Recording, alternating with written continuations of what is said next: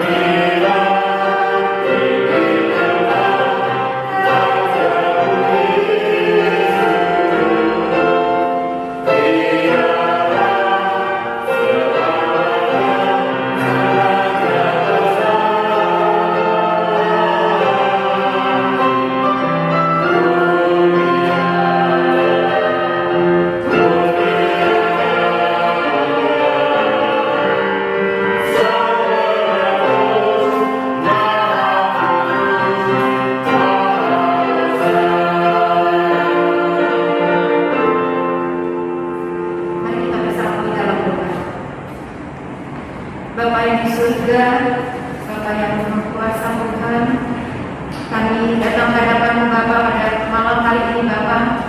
Kami rindu Bapa untuk boleh Bapa memuji-muji dan besarkan nama-Mu dan mendengarkan firman-Mu Tuhan di dalam ibadah keluarga pada malam hari ini. Tuhan, biarlah Engkau Tuhan yang akan memimpin ibadah ini dari awal hingga pada akhirnya nanti. Tuhan akan memurati Bapa setiap petugas dari musik, Tugas maupun juga hamba-Mu Bapak Pendeta Martin dan Bu Desi akan bawa firman Bapa. Untuk Tuhan kami menyerahkan Tuhan Roh ini ke dalam tangan masing. Dalam nama Yesus kami berdoa dan bersyukur. Amin. Kita lanjutkan lagi ujian sehari-hari. Hidup keesaan nomor 675, indahnya saat yang hidup dan kata-kata yang selanjutnya.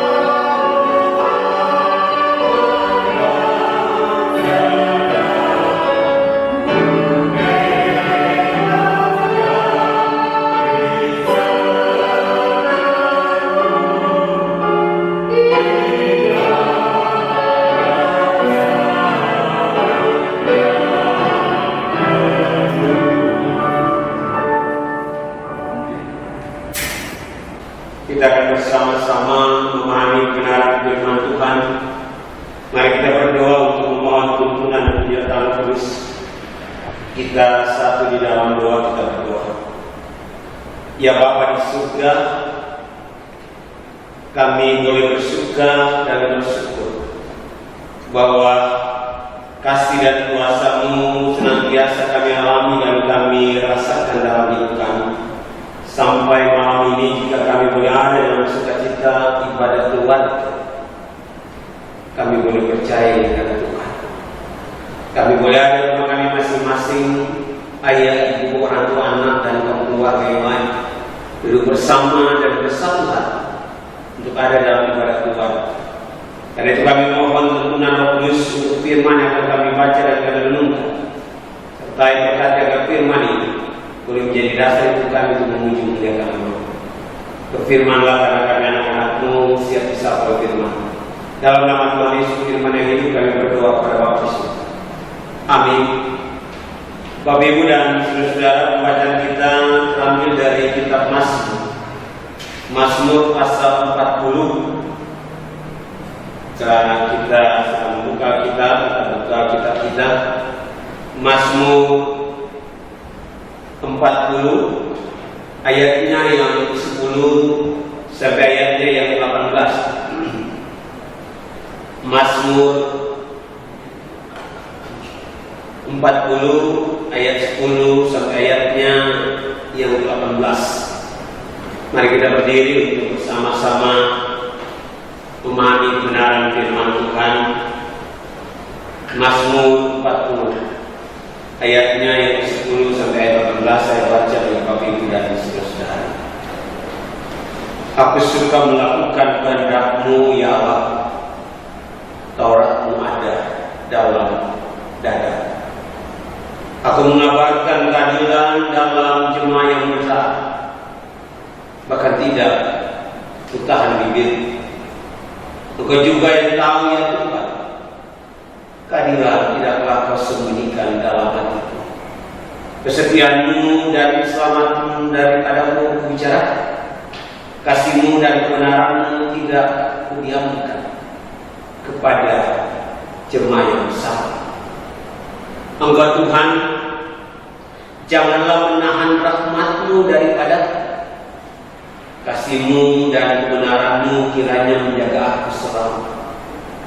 Sebab malapetaka menghukum aku sampai tidak hilang banyaknya. Aku telah terkejar oleh kesalahanku sehingga aku tidak sanggup melihatnya. Lebih besar jumlahnya dari rambut di kepala, sehingga hatiku menyerah. Berkenanlah kiranya Engkau ya Allah Tuhan untuk melepaskan aku. Tuhan segeralah menolong aku. Biarlah dapat malu dan persekutuku mereka semua yang ingin mencabut nyawa.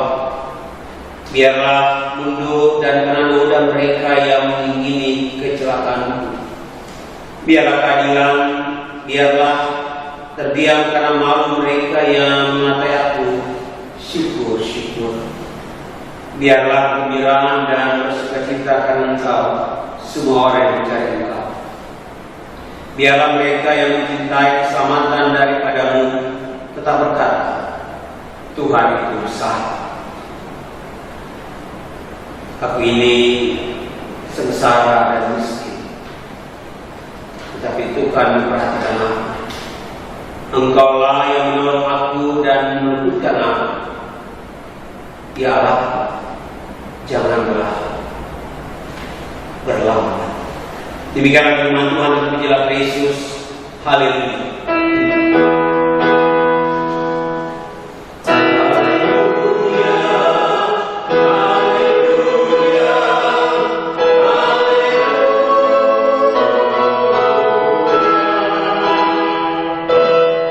Silakan duduk. Tema kita dalam ibadah keluarga pada malam hari ini adalah di dalam doa ada syukur. Bapak Ibu dan saudara-saudara, bagi kita yang hidup pada saat ini, doa mungkin merupakan hal yang biasa dalam kehidupan kita keseharian. Kalau Bapak Ibu dan saya selalu hidup dalam doa, maka dia merupakan hal yang rutin dan biasa. Beda kalau Bapak Ibu dan saya doanya sering tumis, maka doa itu bukan sesuatu yang keseharian. Doa itu sesuatu yang berat dan sangat berat dalam hidup persekutuan. Karena itu doa itu seumpamanya Bapak Ibu dan saya bangun pagi dan bisa menghirup udara segar. Itu berarti bahwa Bapak Ibu dan saya katakan kita masih Itu sebabnya doa seringkali dikatakan napas hidup orang Kristen. Tapi sayang sekali seringkali banyak orang Kristen salah memahami tentang doa. Dan bisa jadi juga banyak orang Kristen yang tersandung dalam doa. Kenapa bisa begitu Bapak Ibu dan Saudara? Karena mereka berpikir bahwa jika mereka berdoa, lalu kemudian otomatis langsung doanya dikabulkan. Jika mereka berdoa, lalu kemudian otomatis dengan sekejap, lalu kemudian apa yang mereka doakan itu dikabulkan oleh Allah. Kalau model begitu, Bapak Ibu dan saya akan kecewa. Dan kalau sudah kecewa, maka tidak mungkin Bapak Ibu dan saya bisa bersyukur, kan? Orang bisa bersyukur itu kalau dia punya sukacita. Orang bersyukur kalau kemudian ada damai sejahtera dalam hidupnya. Bagaimana Bapak Ibu dan saya bisa bersukacita kalau dalam hidupnya hanya bersyukur? Maka tidak mungkin ada sukacita, dan otomatis maka tidak mungkin ada yang namanya ucapan syukur. Hari ini kita belajar tentang makna doa dan ucapan syukur dari pemazmur dalam Mazmur yang ke-40. Bapak Ibu dan Saudara, Mazmur dan doa yang bersama-sama diucapkan oleh pemazmur ini dilatar belakangi dengan pengalaman hidup pemazmur sendiri. Kalau Bapak Ibu perhatikan dalam ayatnya yang 10, pemazmur katakan dia mengabarkan sukacita bagi jemaat. Dia mengabarkan yang namanya sukacita dan kebahagiaan bagi banyak orang. Lihat baik-baik. Aku mengabarkan keadilan dalam jemaat yang besar. Bahkan tidak kutahan bibir. Juga yang tahu ya Tuhan. Pemazmur bilang, Tuhan, aku sampaikan sesuatu bagi orang banyak. Aku melakukan kebaikan bagi orang banyak. Tuhan, luar biasa aku lakukan itu. Bahkan dia bilang, Tuhan, keadilan tidak pernah kusembunyikan. Artinya, Tuhan, aku lakukan yang adil. Kesetiaan-Mu dan keselamatan daripadamu kubicarakan. Dia bilang, Tuhan, kalau bilang aku bicarakan tentang kamu, aku bicarakan tentang kamu. Aku menyaksikan tentang kebaikan dan anugerah-Mu dalam hidup. Tapi Tuhan, yang aku alami bukan sukacita, Tuhan. Yang aku alami bukanlah kebahagiaan, Tuhan. Karena Tuhan, kebenaran-Mu tidak aku diamkan. Dia ceritakan kebenaran Tuhan. Dia ceritakan akan keadilan Tuhan. Dia lakukan itu bagi orang banyak. Tapi kenyataan yang terjadi justru dia mengalami perlakuan, dia mengalami tindakan yang dia tidak benar.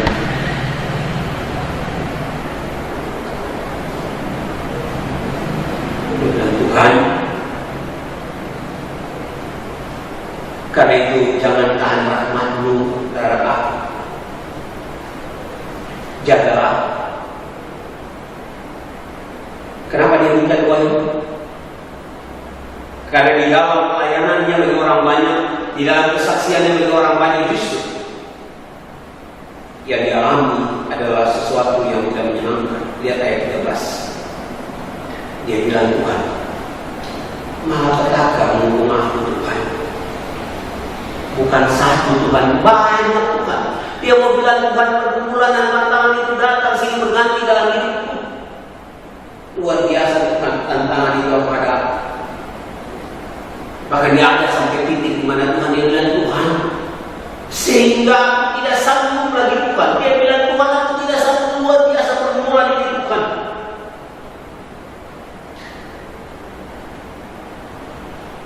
Jangan bilang bahwa pemazmur itu lebih baik.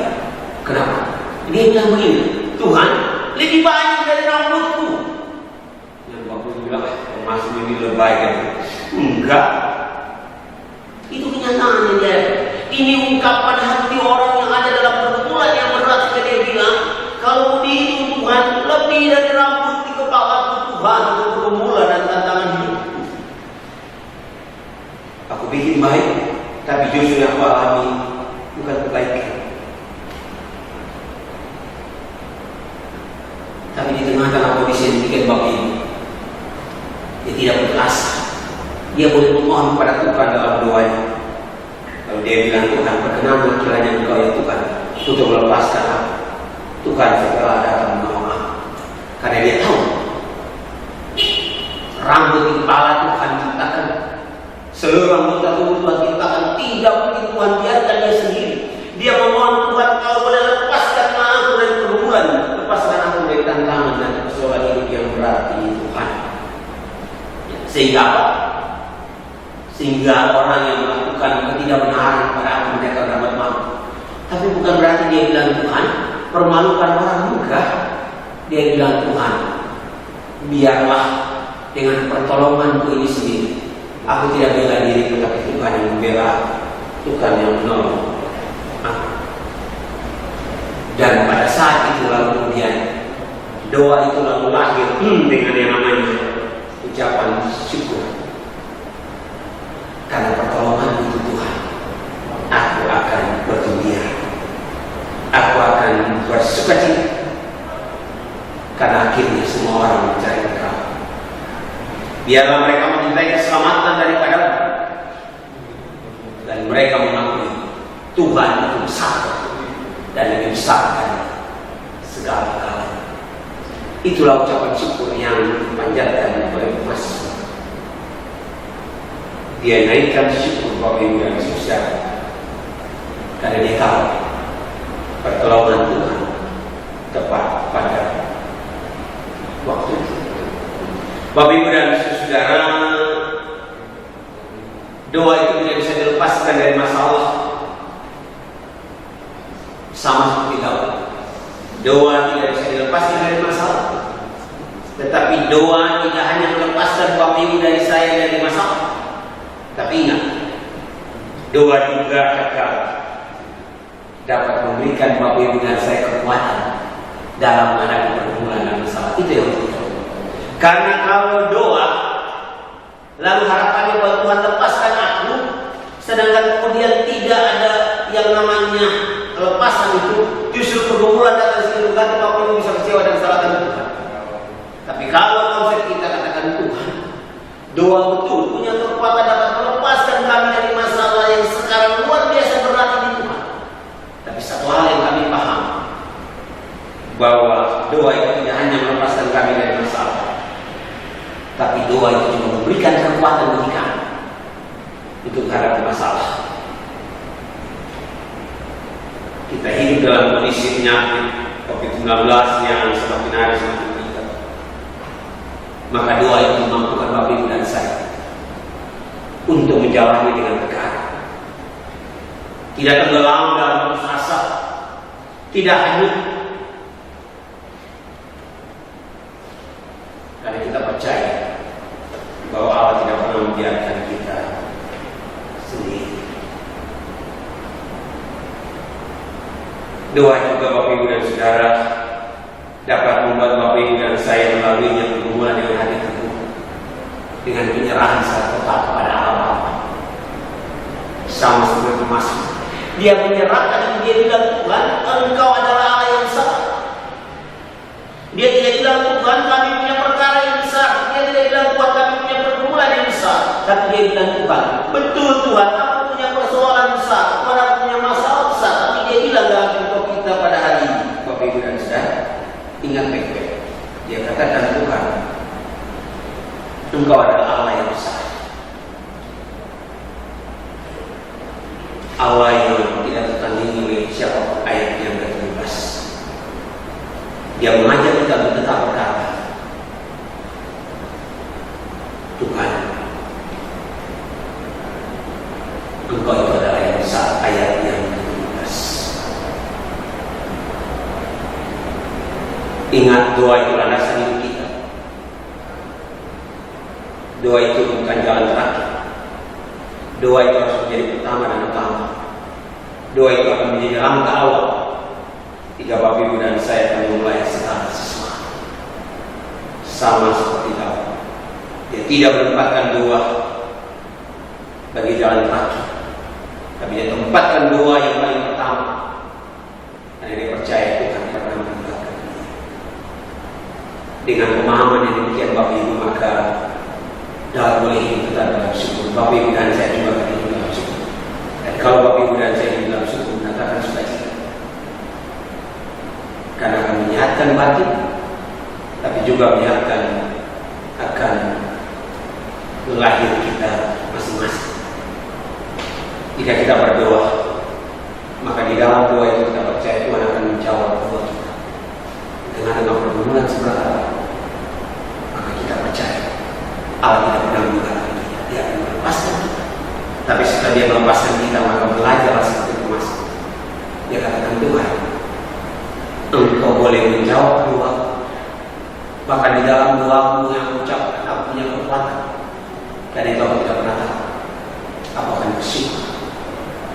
Karena Tuhan adalah satu-satunya penolong dalam hidup.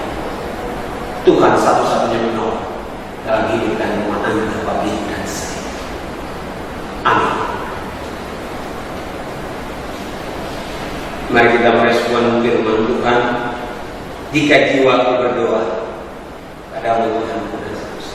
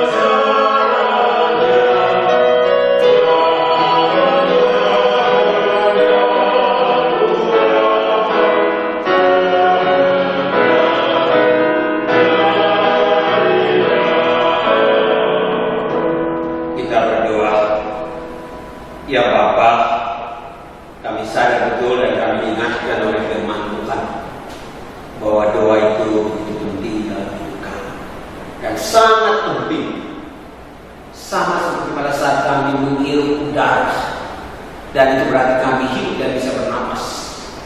Maka menyadarkan kami seperti itulah doa.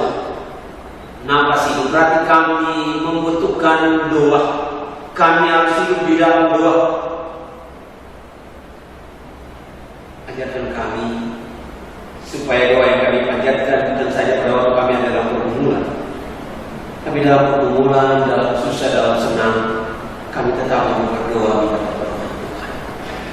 Betul, doa tidak otomatis melepaskan kami dari pergumulan. Kami sudah berdoa Tuhan 7 bulan. Kami minta biarlah COVID ini berlalu Tuhan, tapi COVID ini semakin naik dan meningkat.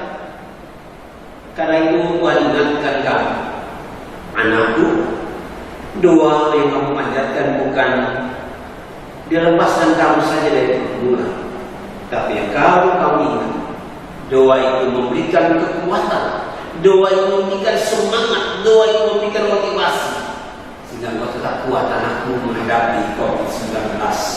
Engkau menjaga dirimu sendiri, tapi engkau menjaga diri orang lain. Engkau ikut protap kesehatan. Dengan demikian, engkau sudah melakukan doa yang engkau panjatkan. Karena kalau kami berdoa, Tuhan lepaskan kami dari COVID, tapi kami sendiri tidak jaga diri kami dan kami tidak belajar menghargai hidup orang lain, maka Tuhan bilang doa yang kamu panjatkan tidak ada apa-apa.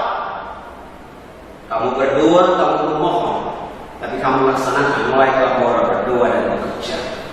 Kami berdoa minta Tuhan lindungi kami, tapi Tuhan bilang kamu juga harus dengan bijak, dengan akal sehat. Jangan kamu berpikir kalau kamu sudah berdoa lalu Tuhan melindungi kamu dan kamu bisa sembarangan dan sembrono. Tidak, anakku. Kamu berdoa, kamu menjaga. Sampai kapanpun COVID-19 ini ada, firman Tuhan boleh menguatkan kamu. Dengan doa kami dikuatkan, dengan doa ini kami belajar untuk menjaga diri dan hidup kami.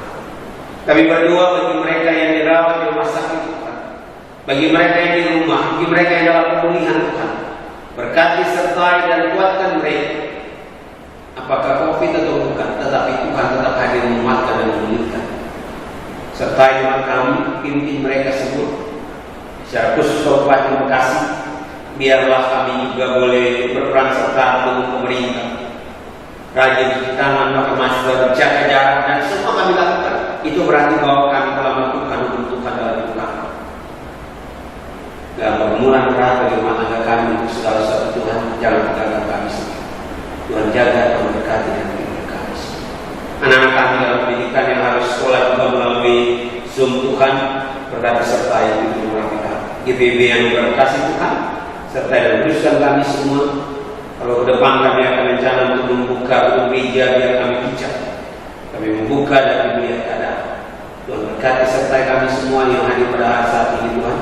Dalam pelayanan kami, Tuhan berkati dalam majelis musik di Turki maupun juga di media dalam rekaman itu. Tuhan berkati kami, pimpin kami semua.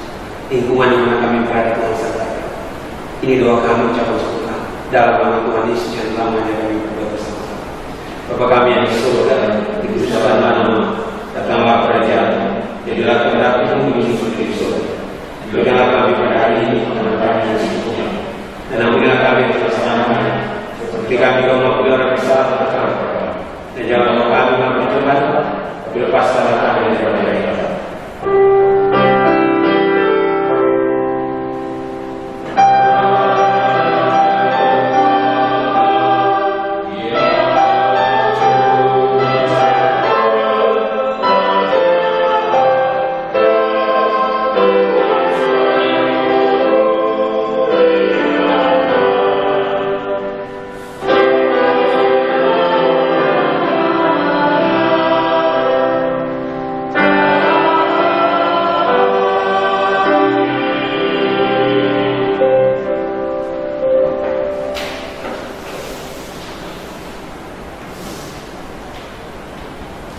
Jemaat yang dikasihi Tuhan, kasih Tuhan sungguh memberkati kehidupan kita. Oleh karena itu, marilah dengan sukacita kita membawa persembahan syukur kita ke hadapan Tuhan. Tuhan memberkati saudara dan persembahan yang saudara beri. Sambil persembahan dijalankan, kita bernyanyi dari Kidung Kaisaran nomor 382. Inilah ungkapan syukurku dan kata-kata yang seterusnya.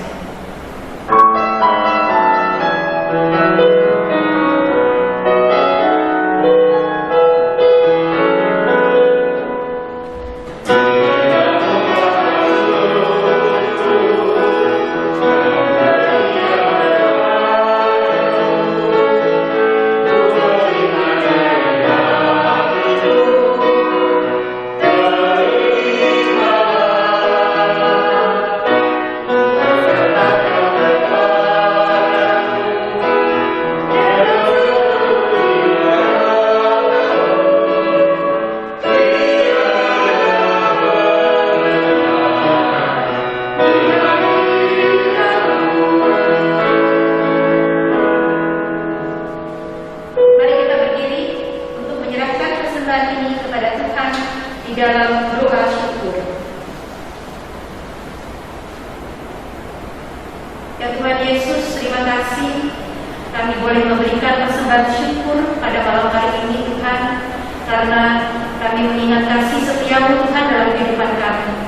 Biarlah Tuhan persembahan yang asalnya dari tangan-Mu juga ya Tuhan boleh Engkau terima, dan biarlah itu semua boleh dipakai untuk kemuliaan nama-Mu saja. Di dalam nama Tuhan Yesus kami berdoa. Amin.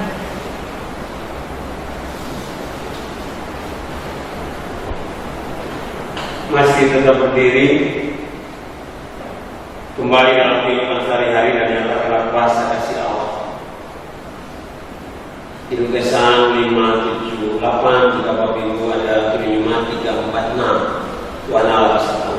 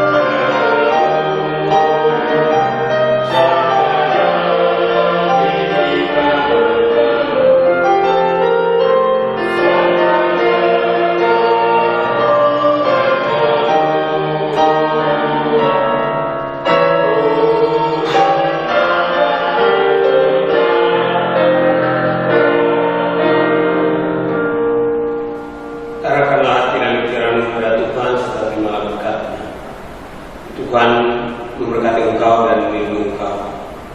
Tuhan menyinari engkau dengan wajahnya dan memberi engkau keselamatan. Tuhan menghadapkan wajahnya kepadamu dan memberi engkau damai sejahtera.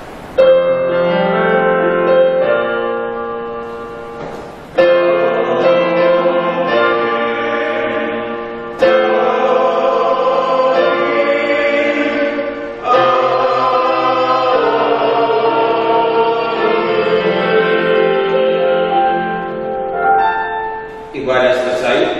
1-2 bagi kita semua.